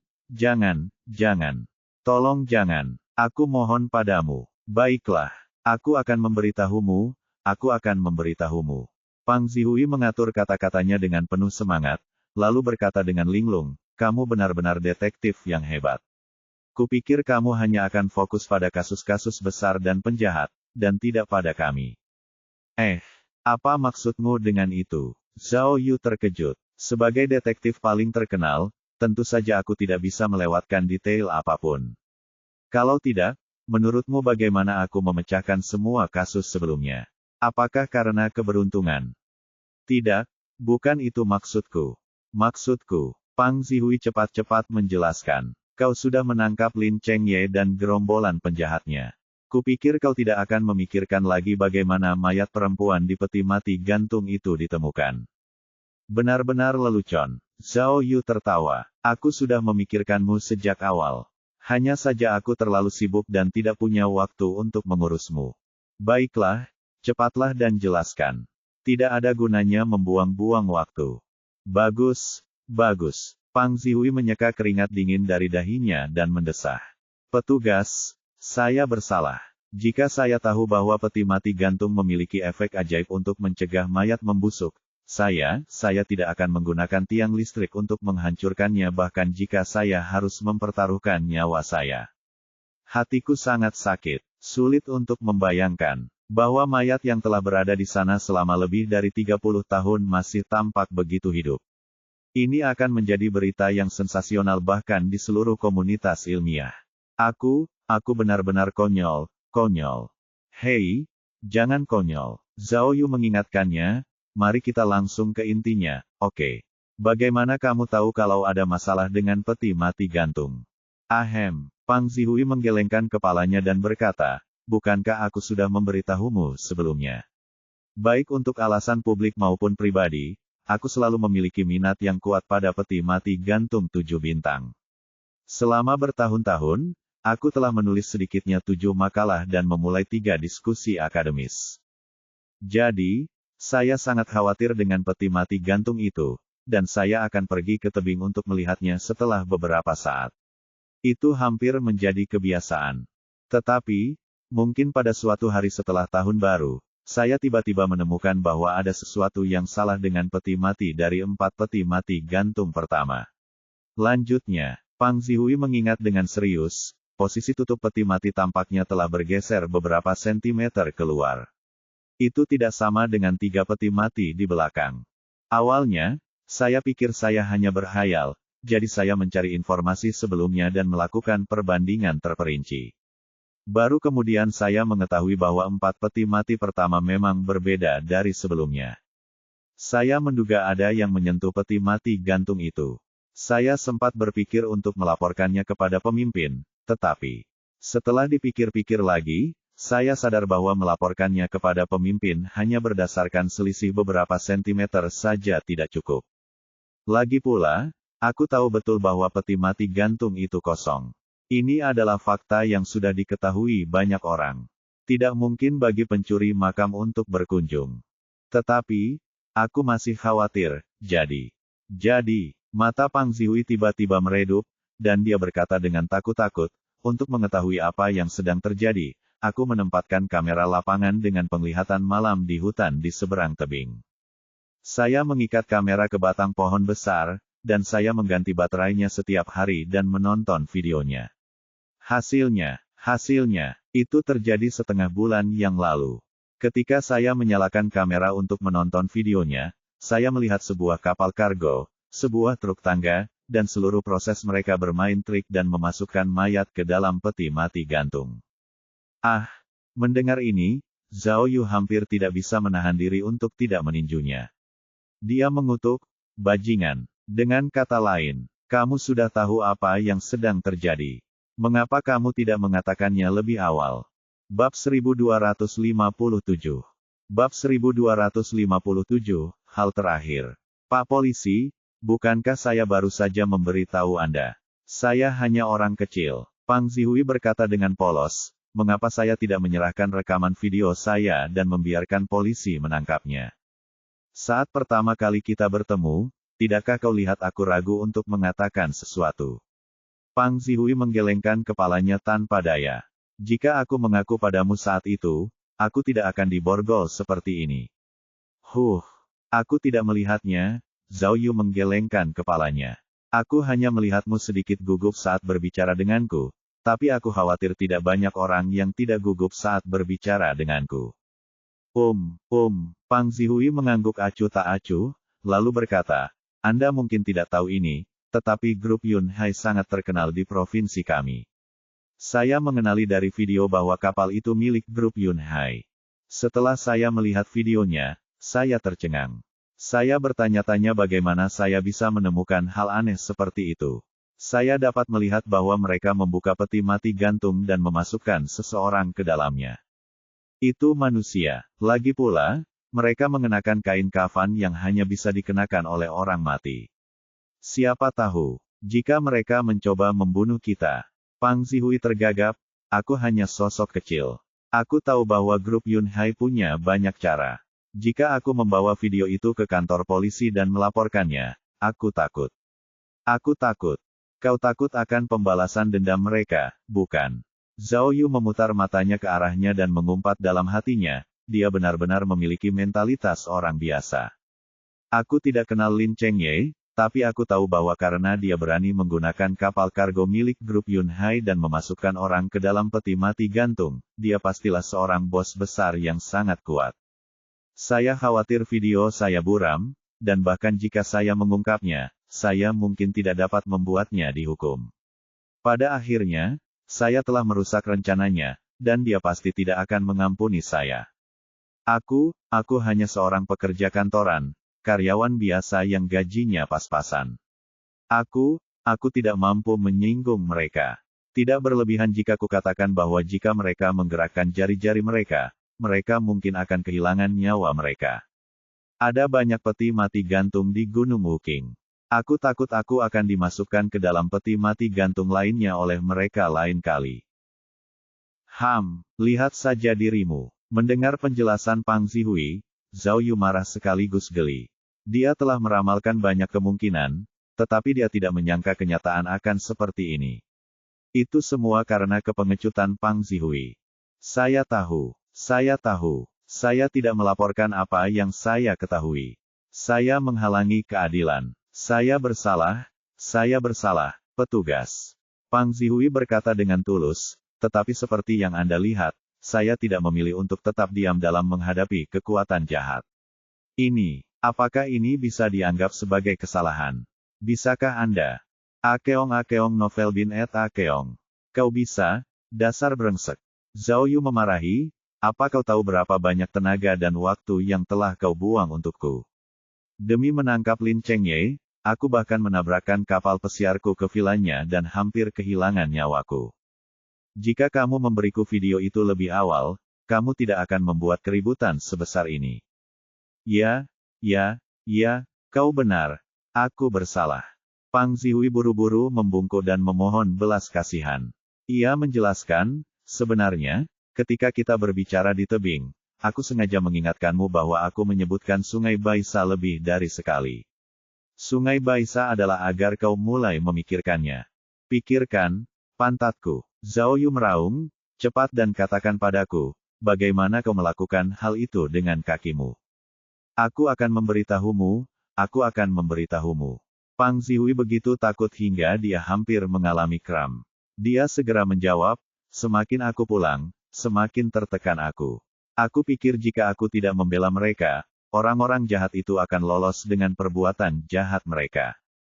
Pemeriksaan ilmiah terakhir membuktikan bahwa peti mati gantung itu kosong. Jika mereka memasukkan mayat ke dalam peti mati gantung, maka selama tidak ada masalah dengan peti mati gantung, bukankah mereka tidak akan pernah bisa membukanya? Apa yang kita lakukan? Aku akan membuatkanmu hidangan dingin. Zhao Yu membanting meja, apakah kamu sedang membicarakan resensi buku? Apa gunanya menyanjung diri sendiri sekarang? Ya. Keringat dingin Pang Zihui sudah cukup untuk membasuh wajahnya. Ia segera berkata, setelah mempertimbangkan dengan saksama, akhirnya aku berpikir untuk menjadikan peti mati gantung sebagai kecelakaan. Dengan begitu, aku tidak akan ada hubungannya dengan itu. Jadi, saya bekerja sama dengan saudara ipar saya, Zhang Lai, dan mengadakan pertunjukan itu bersama-sama. Anda benar sekali. Sudut jatuhnya tiang itu baru dapat dipastikan setelah saya memeriksanya berkali-kali. Itu dapat memastikan bahwa tiang telepon akan mengenai peti mati gantung nomor 5 tetapi tidak akan menghancurkannya sepenuhnya. Kenapa peti mati gantung nomor 5? Peti mati gantung nomor 5 mudah pecah, kan? Tanya Zhao Yu. Tidak, itu karena, Pang Zihui segera menjawab. Dalam video yang saya rekam secara diam-diam, saya dapat melihat dengan jelas bahwa mereka memasukkan orang ke dalam peti mati gantung nomor 5 dan 6. Jadi, salah satu dari keduanya bisa. Oh, Zhao Yu mengangguk. Dia tidak menyangka bahwa penemuan peti mati gantung akan memiliki asal-usul yang aneh. Meskipun alasannya tampak sulit dipahami, namun hal itu memang sejalan dengan mentalitas Pang Zihui sebagai orang yang bukan siapa-siapa, sepertinya. Orang seperti ini penuh dengan kepandaian picik, tetapi dia juga pemalu dan takut masalah, hanya mencari perlindungan diri dalam segala hal. Polisi, Pang Zihui memohon dengan tergesa-gesa. Saya sudah menjelaskan semuanya. Saya mohon, karena saya telah mengekspos mayat-mayat perempuan di peti mati gantung, tolong sampaikan beberapa kata yang baik untuk saya. Tolong, saya terpaksa melakukan ini. Bagaimana kalau begini, aku akan membayar bagian peti mati gantung yang aku hancurkan. Dan tiang listrik itu, oh, tidak, tiang listrik itu, Zhang Lai sudah membayarnya. Aku akan mengembalikan uangnya nanti. Baiklah, jangan berpura-pura bersenang-senang saat kamu tidak merokok. Zhao Yu melambaikan tangannya. Biarkan aku bertanya padamu, karena kamu tidak melaporkan apa yang kamu ketahui, mengapa kamu tidak mengatakan apapun ketika aku menangkapmu dan menginterogasimu? Tentu saja aku ingin mengatakannya, aku tahu kertas tidak bisa menyembunyikan api, aku sudah ingin mengatakannya padamu. Tapi, dia menjabat tangannya dan berkata, kamu bertanya padaku tentang mayat wanita nomor 7 begitu kamu muncul, dan aku bingung. Kemudian, aku mengerti apa yang kamu maksud. Kamu benar-benar mencurigaiku sebagai seorang pembunuh. Hehe, setiap orang punya pikiran yang tidak pasti. Pang Zihui tersenyum tidak wajar. Aku melihat bahwa kamu tidak datang karena kamu tidak melaporkan kebenaran, jadi aku. Dasar rubah tua, kau benar-benar hebat. Zhao Yu sangat marah hingga ia senang, dan ia bercanda lagi dengannya, apa kau bodoh? Setelah kau merekam video itu, mengapa kau tidak menggunakannya untuk memeras Lin Chengye? Bukankah mudah memeras 3 hingga 5 juta darinya? Fiuh, bagaimana mungkin? Jangan bercanda denganku. Pang Zihui berkata dengan serius, ya Tuhan, orang macam apa Lin Chengye? Aku berani mengancamnya. Apakah aku tidak tahu cara mengeja kata, kematian? Aku punya orang tua dan anak-anak di sini, dan pekerjaanku cukup bagus, jadi menurutku itu tidak sepadan. Kali ini, Zhao Yu akhirnya tidak bisa menahan tawa. Kamu hidup dengan sangat jelas. Kalau begitu, Presiden Pang, apakah kamu masih membutuhkan bantuanku untuk mengatakan hal terakhir ini? Kamu, apa maksudmu? Awalnya, melihat senyum Zhao Yu, Pang Zihui berpikir semuanya akan baik-baik saja, tetapi dia tidak menyangka Zhao Yu akan mengatakan ini lagi. Bab 1258. Bab 1258, Bab 1257 Kesedihan karakter minor. Istrimu, katanya. Zhao Yu baru saja membuka mulutnya untuk mengucapkan 3 kata ini ketika Pang Zihui buru-buru menyela dan berkata, Aku akan memberitahumu, aku akan mengambil inisiatif untuk menjelaskannya. Aku tidak berani menyembunyikan apapun darimu lagi. Kau benar-benar detektif hebat yang tahu segalanya dan tahu segalanya. Kau benar-benar seorang raja yang suka menyanjung. Tidak heran kau menjadi presiden. Zhao Yu mengeluh. Istri saya memang mengontrak rute pariwisata. Pang Zihui menyeka keringat dinginnya dengan keras dan berkata dengan serius, istri saya bekerja di Biro Pariwisata Songsu. Karena masalah pendirian, dia ditugaskan ke jalur produksi ketiga di bawah Biro Pariwisata. Beberapa tahun lalu, Kementerian Pariwisata mengembangkan proyek baru. Setelah istri saya melihat peta perencanaan pemerintah, dia tertarik dengan rute pariwisata di sepanjang Sungai Baisa, jadi dia mengumpulkan sejumlah uang dan mengontrak rute tersebut. Namun, takdir mempermainkan kami. Tak lama kemudian, proyek pemerintah untuk mengubah Sungai Pasir Putih itu pun dibatalkan karena kekurangan dana. Rute wisata yang dikontrak keluarga saya pun menjadi tak bernilai lagi. Selama ini, meskipun kami telah mendirikan kapal wisata dan membuka beberapa restoran, kami selalu merugi setiap tahun. Jadi, Pang Zihui berkata dengan ragu, jadi, motif saya mengekspos mayat perempuan di peti mati gantung juga karena ini. Setelah mengatakan ini, Presiden Pang menundukkan tubuhnya, tetapi senyum yang telah lama hilang muncul di wajahnya. Bisnismu membaik setelah keributan yang disebabkan oleh mayat-mayat wanita di peti mati gantung, kan? Tanya Zhao Yu. Ya, itu sudah pasti. Pang Zihui menjawab, 7 peti mati gantung bintang adalah salah satu dari sedikit objek wisata yang menarik di Sungai Pasir Putih. Saya telah mempelajarinya selama bertahun-tahun dan menulis banyak makalah karena saya ingin menjadikannya legenda. Saya ingin membuat gimmick yang menarik untuk membuatnya lebih terkenal. Sayang sekali setelah bertahun-tahun penelitian, informasinya masih kosong. Tapi, begitu mayat wanita dalam peti mati gantung keluar, peti mati gantung 7 bintang menjadi populer. Saya pikir Biro Pariwisata pasti akan mempertimbangkan untuk membangun kembali proyek pariwisata Sungai Pasir Putih dan mendukung peti mati gantung sebagai tempat wisata yang penting. Akeong novel bin et akeong. Zhao Yu mengangguk. Kalau begitu, rute wisata keluargamu akan hidup kembali. Bukan hanya kebangkitan, haha. Pang Zihui tiba-tiba tertawa. Sekarang ada berita bahwa peti mati gantung dapat mencegah mayat membusuk. Ini adalah taktik yang langka di negara ini. Menurutku, rute perjalanan keluarga kita tidak hanya akan kembali populer, tetapi kita juga bisa menghasilkan banyak uang. Aku juga berencana untuk membangun ruang pameran budaya bertema peti mati gantung di tepi tebing. Itu akan mempromosikan budaya kita dan menghasilkan uang di saat yang sama. Kenapa tidak? Hehe. Jadi, bahkan jika kamu dihukum karena menghalangi keadilan, itu tidak masalah, kan? Zhao Yu berhenti tersenyum dan bertanya dengan tenang. Petugas Zhao. Pang Zihui tersenyum dan berkata, video yang saya rekam secara diam-diam ada di komputer saya. Tidak ada kata sandinya. Mengenai penghalangan keadilan yang Anda sebutkan, saya sudah menemukan seorang spesialis untuk mempelajarinya sebelumnya. Kejahatan saya seharusnya tidak cukup untuk menghukum saya.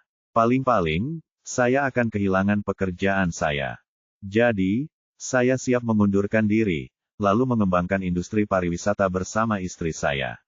Pang Zihui berkata penuh harap, dalam beberapa tahun, saat Anda datang ke Sungai Pasir Putih lagi, pasti akan banyak perubahan. Oh, Zhao Yu berpikir sejenak, lalu bertanya, aku ingin bertanya, jika istrimu tidak tertular Sungai Pasir Putih, apakah kamu masih berani mengekspos peti mati gantung? Baiklah, pertanyaan ini, jika kau ingin mengatakan yang sebenarnya, aku pasti akan memikirkannya terlebih dahulu, Pang Zihui menjawab dengan terus terang. Hehe, dasar orang yang egois. Baiklah. Zhao Yu mengangguk ke arah Pang Zihui, lalu berdiri dan berkata, Anda boleh pergi sekarang, Presiden Pang. Petugas polisi kami akan menghubungi Anda untuk tindak lanjut. Benar, bagus sekali, terima kasih banyak, Pang Zihui membungkuk pada Zhao Yu, tetapi Zhao Yu sudah meninggalkan ruang interogasi tanpa menoleh ke belakang. Detik berikutnya, seorang petugas polisi segera mendatangi Pang Zihui untuk melepaskan borgolnya dan mengembalikan barang-barang miliknya. Pang Zihui merapikan pakaiannya dan memeriksa ponselnya. Ia kemudian menemukan lebih dari selusin panggilan tak terjawab.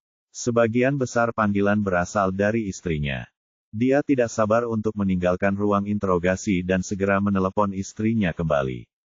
Istrinya sedang sibuk bekerja di jalur wisata di Songzhou dan tidak tahu bahwa Pang Zihui telah dibawa ke kantor polisi. Setelah panggilan tersambung, istri Pang Zihui berbicara terlebih dahulu sebelum dia bisa mengatakan apapun. Suamiku, kemana saja kamu? Kenapa baru sekarang kamu jemput? Ada sesuatu yang tidak bisa aku jelaskan dalam beberapa kata. Ada apa? Kabar baik, kata istrinya dengan gembira, suamiku, aku baru saja menandatangani kontrak untuk menjual rute wisata kita kepada orang lain. Setelah dikurangi kerugian, kita masih meraup lebih dari 50.000 yuan. Di masa depan, kita tidak perlu khawatir lagi dengan rute wisata yang buruk ini.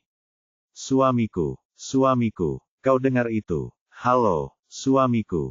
Dia masih menelepon, tetapi Pang Zihui sudah memegangi jantungnya dan terjatuh ke tanah. Kemudian, seorang polisi menemukannya dan segera menelepon 120. Oh, kasusnya ditutup. Sorak-sorai tiba-tiba datang dari kantor kelompok investigasi khusus. Bos, Cui Lizu melingkarkan lengannya di bahu Zhao Yu dan berkata, kupikir Pang Zihui adalah bos sebenarnya di balik layar. Namun, dia tidak menyangka bahwa penemuan mayat wanita di peti mati gantung akan menjadi begitu aneh.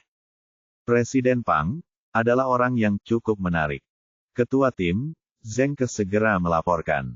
Pang Zihui tiba-tiba pingsan tadi dan dikirim ke rumah sakit dengan ambulans.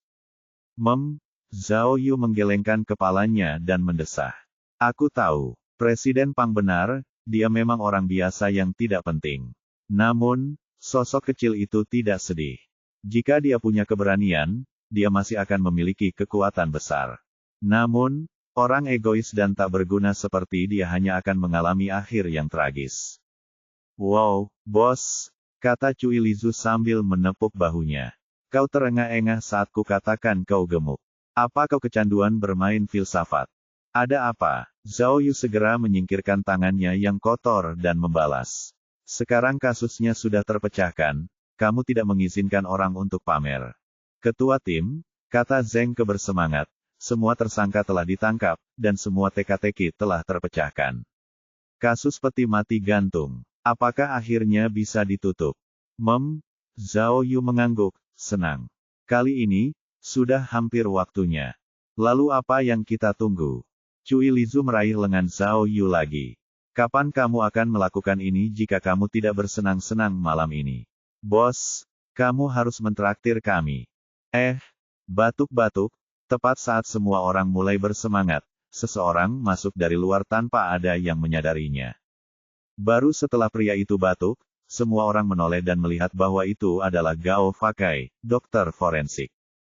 Ketua tim Zhao, maafkan aku. Gao Fakai memegang beberapa dokumen, dan dia berkata dengan canggung, aku punya beberapa hal untuk dilaporkan kepadamu. Aku tidak tahu apakah itu sedikit mengecewakan. Bab 1259. Bab 1259, Bab 1258 Perang Hampa.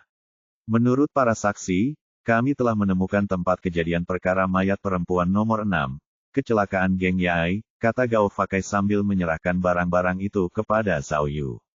Namun, karena kami membutuhkan waktu yang lama, kami tidak dapat menemukan bukti yang efektif untuk mengumpulkan bukti. Jadi, kami tidak bisa memastikan apakah Geng Yai memang berniat bunuh diri atau memang kecelakaan lalu lintas. Wu Xiumin mengangguk dan berkata, Kapten Fang Keiyu dari Beigang baru saja menghubungi saya. Selama beberapa hari terakhir, mereka telah mengunjungi penduduk sekitar, tetapi mereka masih belum menemukan bukti yang sah. Jadi, Kuan Jiaseng, pengemudi yang menabrak dan lari itu, harus bertanggung jawab penuh dan akan didakwa dengan tuduhan tabrak lari, mengemudi tanpa SIM, dan tuduhan lainnya. Benar, kata Gao Fakai, kalau dia tidak melarikan diri saat itu dan memilih menelepon polisi, kita bisa menilai apakah Geng Yai memang sengaja bunuh diri berdasarkan jejak di tempat kejadian perkara. Kalau begitu, tanggung jawab pengemudi bisa dikurangi. Tapi kalau kamu pilih tabrak lari, percuma ngomong apa-apa. Ya, kalau kamu tidak lari, kamu harus bayar, tapi begitu kamu lari, kamu harus masuk penjara. Cui Lizu menggelengkan kepalanya dan mendesah. Ketua tim Zhao, ini adalah laporan otopsi terperinci dari Geng Yai, kata Gao Fakai.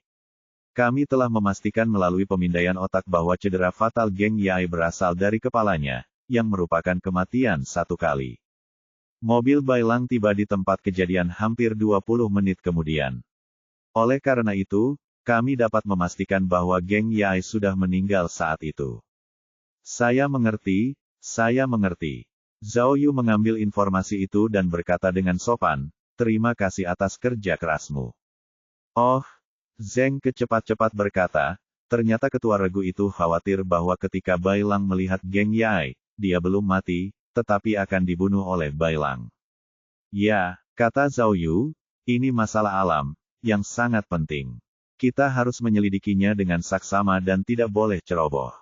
Jadi, Cui Lizu merenung, lalu berkata, Cui Iwen dan Lin Chaofeng tidak bertemu satu sama lain, dan kematian Geng Yai tidak ada hubungannya dengan dia. Jadi, kejahatan Bailang tidak sebesar yang kita duga. Itu juga tidak akan berhasil.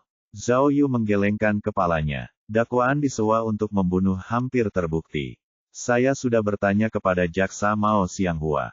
Bahkan jika Lin Chengye menyewa pengacara terbaik untuknya, dia akan dijatuhi hukuman setidaknya 10 tahun penjara. Cui Lizu cemberut dan berkata, tidak mudah menghakimi masalah Bailang.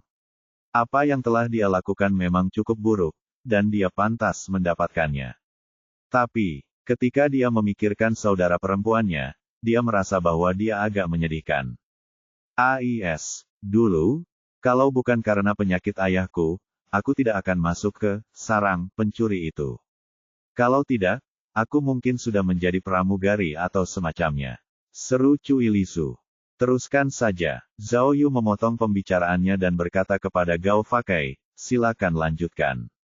Tapi, Gao Fake tiba-tiba memasang wajah serius dan menyerahkan dokumen lain kepada Zhao Yu. Hal lainnya adalah sebaliknya.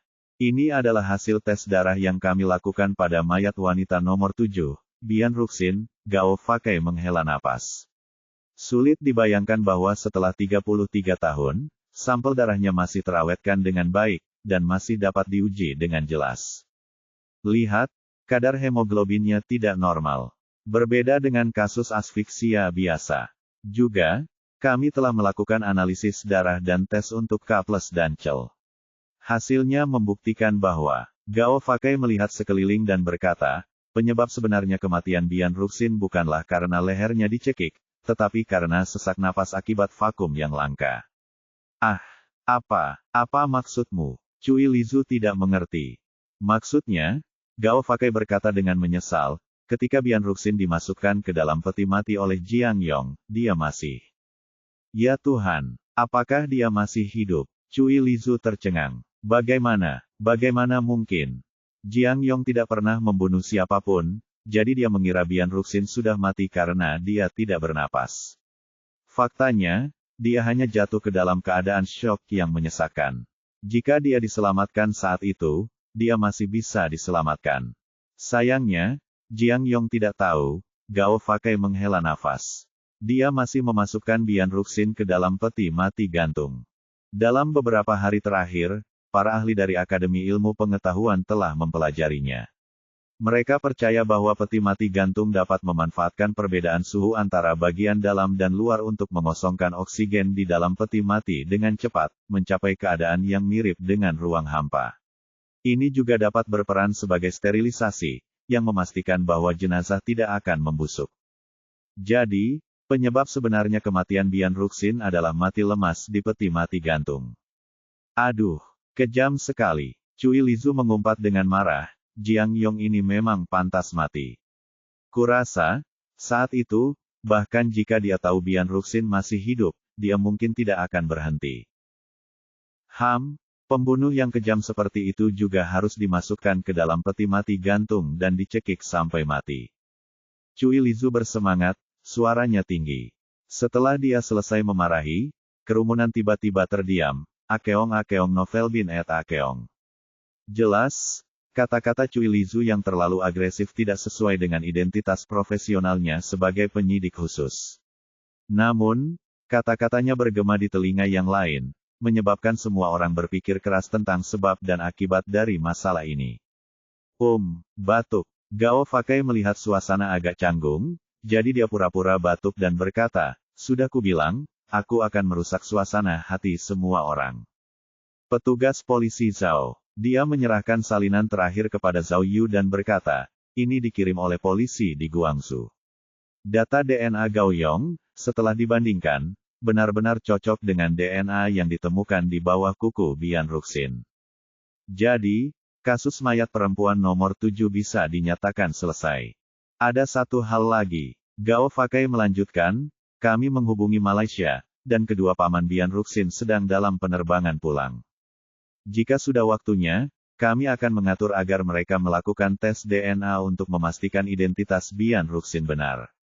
Baiklah, terima kasih atas kerja kerasmu. Zhao Yu mengangguk. Wu Xiumin tiba-tiba bertanya, bukankah Bian Ruxin punya adik laki-laki?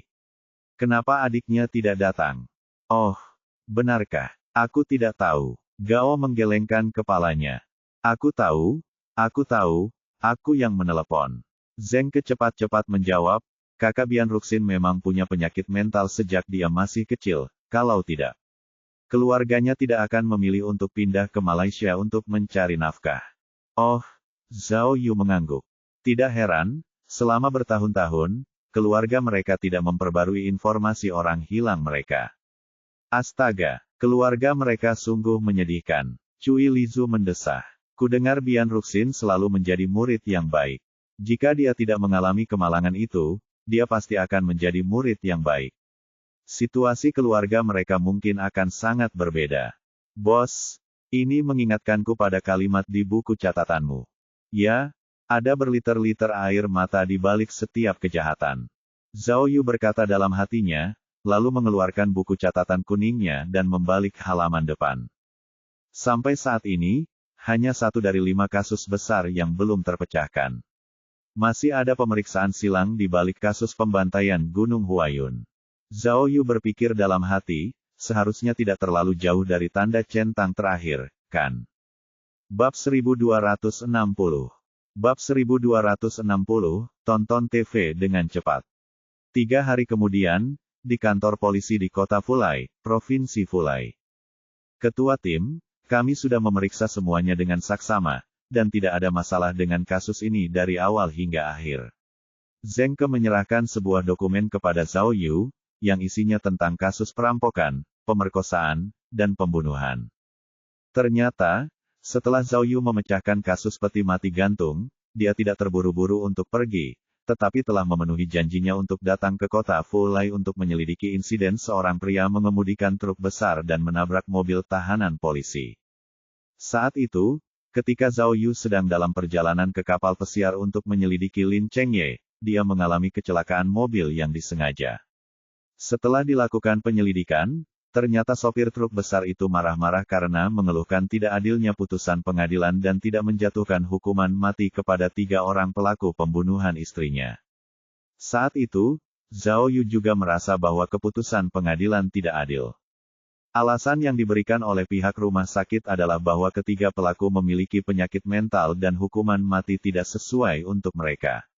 Oleh karena itu, mereka dijatuhi hukuman penjara seumur hidup dan perawatan paksa. Zhao Yu berpikir, jika penjahat itu benar-benar memiliki masalah mental, maka dapat dijelaskan bahwa ia membunuh orang secara acak. Namun, mereka bertiga jelas-jelas telah merampok dan memperkosa istri sopir truk. Dilihat dari titik ini saja, mereka telah merencanakannya dengan matang. Mereka seharusnya bertanggung jawab secara hukum dan dijatuhi hukuman mati. Saat itu, Zhao Yu telah memberitahu Cui Lizu bahwa begitu kasus peti mati gantung ditutup, dia akan datang sendiri untuk menyelidikinya guna melihat apakah ada sesuatu yang mencurigakan. Sekarang, Zhao Yu telah datang, tetapi hasil penyelidikannya tidak seperti yang diharapkannya. Menurut keterangan keluarga dan tetangga para penjahat, Zheng Ke melaporkan, ketiga penjahat itu memiliki masalah mental, yang diketahui di desa.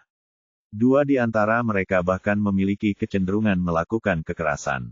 Namun, karena keluarganya terlalu miskin, mereka tidak punya uang untuk memeriksakan diri ke dokter, jadi mereka bertiga tidak mendapatkan perawatan. Biasanya, mereka bertiga sering nongkrong bareng dan jalan-jalan. Warga desa sudah terbiasa dengan hal itu dan pada dasarnya mengabaikan mereka. Namun, tidak ada yang menyangka bahwa mereka bertiga akan melakukan kejahatan besar seperti itu. Menurut keterangan mereka sendiri, salah satu dari 3 pembunuh itu menonton beberapa film kekerasan. Ketika mereka bertiga bermain bersama, pria itu sering menyebutkan rencana kekerasan, dan menghasut 2 lainnya, dengan mengatakan bahwa ketika kesempatan yang tepat datang, mereka juga akan melakukannya sesuai dengan alur cerita dalam film. Akhirnya, tak lama setelah itu, korban melaju melewati desa mereka. Karena ada yang tidak beres dengan mobilnya, ia berhenti di pinggir jalan untuk diperiksa. Saat itu ada 3 orang yang kebetulan melihatnya. Tanpa basa-basi, mereka bertiga merampok dan memperkosa korban sesuai rencana. Akhirnya, mereka pun membunuh korban dengan batu bata. Ini, kau sebut ini tidak masalah. Cui Lizu langsung kesal. Dasar binatang, katanya. Pasangan pemilik toko swalayan itu melihat mereka bertiga membunuh korban. Pasangan itu segera pergi dengan cangkul dan membubarkan ketiga orang itu. Namun, ketika mereka memanggil ambulans lagi, korban sudah tidak menunjukkan tanda-tanda kehidupan.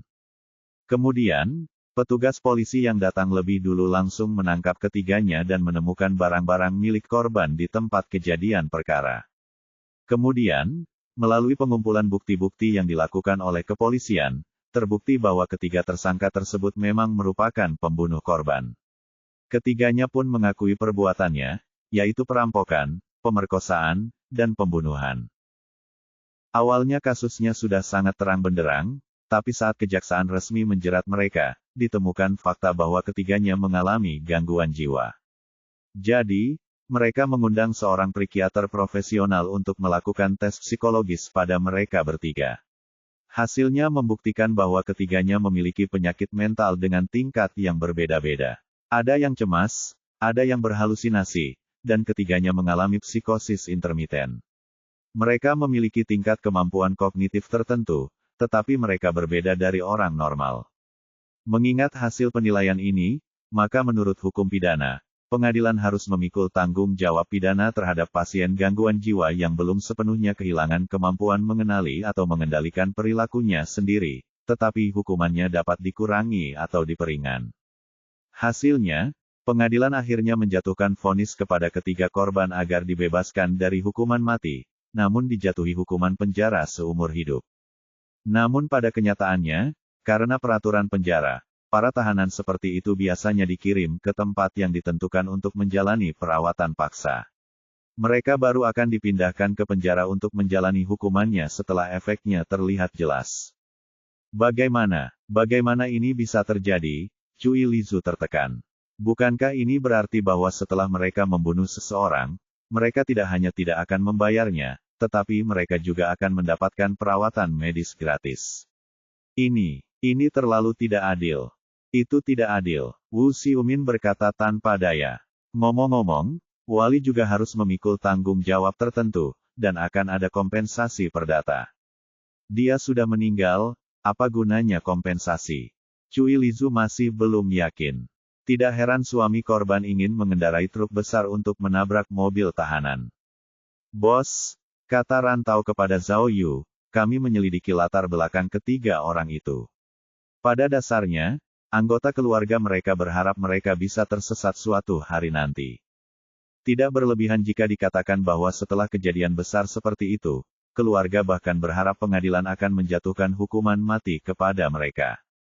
Ya, keluarga ketiga orang ini semuanya berasal dari keluarga miskin, Zengke menimpali. Di antara kerabat mereka, tidak ada yang berstatus pejabat atau orang kaya. Jadi, tidak ada yang namanya menghabiskan uang untuk membeli nyawa mereka, atau menghalangi keadilan. Karena itu, hukuman semacam ini juga didasarkan pada kemanusiaan. Wu Xiumin menepuk bahu Cui Lizu dan berkata, menurutku, dari sudut pandang pribadi, hakim sendiri juga berharap agar pembunuhnya pantas dihukum. Namun, hukum adalah hukum, dan hukum tidak dapat diubah oleh keinginan kita. Kita tidak dapat bertindak berdasarkan dorongan hati.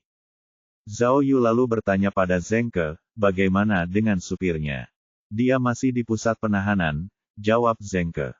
Dia menghadapi sejumlah tuntutan, tetapi karena situasi yang rumit, polisi masih berkomunikasi dengan kejaksaan. Untungnya, orang yang dipukul tidak mengalami luka serius atau kematian, tetapi meskipun demikian, berdasarkan putusan awal, tidak mungkin dibebaskan dari hukuman.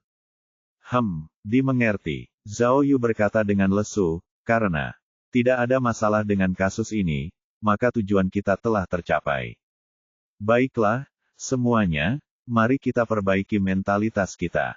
Zhao Yu melambaikan tangannya dan berkata, malam ini, para pemimpin kantor provinsi akan mengadakan jamuan makan untuk kita rayakan. Semua orang telah bekerja keras, jadi sekarang saatnya untuk bersantai. Bos, saya tidak mau pergi lagi. Saya sangat sedih.